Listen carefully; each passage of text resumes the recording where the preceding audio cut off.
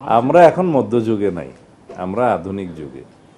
আইন সংস্কারটা একটা চলমান প্রক্রিয়া। সমাজের চাহিদা অনুসারে, সময়ের চাহিদা অনুসারে সকল আইনকে আপ টু ডেট করতে হয় এবং যুগোপযোগী করতে হয়। সেগুলো চলমান প্রক্রিয়া, সেগুলো তো আছেই। বিভিন্ন আইনে অবশ্যই আমাদের কিছু কিছু সংশোধন আনতে হবে, সেটা আমরা দেখব। আবার কিছু কিছু ক্ষেত্রে এটাও চিন্তা করতে হয় যে খুব সংক্ষিপ্ত বিচারের মাধ্যমে আবার অবিচার করা হচ্ছে কিনা, বা এমন কিছু হয় যে আমরা খুব কঠোরতম আইন প্রণয়ন করলাম, প্রয়োগের ক্ষেত্রে সেটা আবার মিসইউজ হচ্ছে কিনা, অপব্যবহার হচ্ছে কিনা, এগুলো সবগুলো লক্ষ্য রাখতে হয়। এখন কোনো ঘটনা ঘটলো, সেই জন্য একটা চটজলদি করে আইন প্রণয়ন করে ফেলা এবং কোনো আদালত সৃষ্টি করে ফেলা, এগুলো ইমোশনালি করা যায় না। এটা বৃহত্তর ক্যানভাসে দেখতে হয়। যেমন মাগুরাতে না কোথায় একটা ঘটনা সংঘটিত হয়েছিল বিগত ইন্টারিম গভর্নমেন্টের সময়, এটা নিয়ে তুলপাড় হলো এবং এখানে বোধহয় কিছু আইনি সংশোধন নিয়ে এসে সংক্ষিপ্ত সময়ের ভিতরে বিচার কার্য সম্পন্ন হয়েছে। এটা সময়ের দাবি ছিল, কিন্তু সেটার দীর্ঘমেয়াদে কি হবে না হবে সেই আইনগুলো চিন্তা করতে হয়। শিশু ধর্ষণের ক্ষেত্রে আদালত প্রতিষ্ঠা করা হলো, একটা ট্রাইব্যুনালের করা হলো।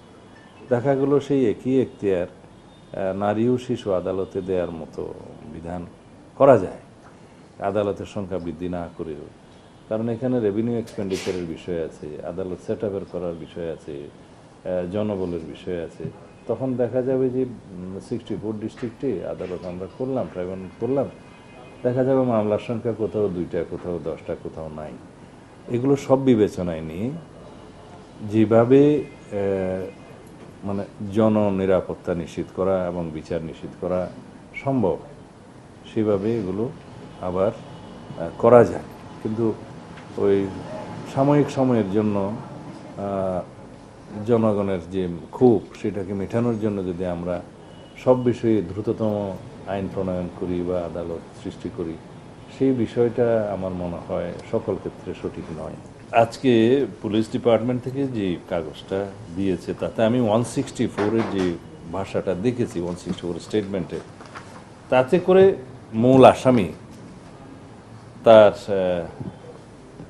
যে সহযোগী আসামি, তার স্ত্রীকে সহ এখানে যে স্টেটমেন্টটা দিয়েছে, তাতে করে on the basis of this 164 statement এবং আরও সংক্ষিপ্ত তদন্ত যেটা করতে হয় করে চার্জশিট দাখিল করাটা খুব বেশি দিন লাগবে না।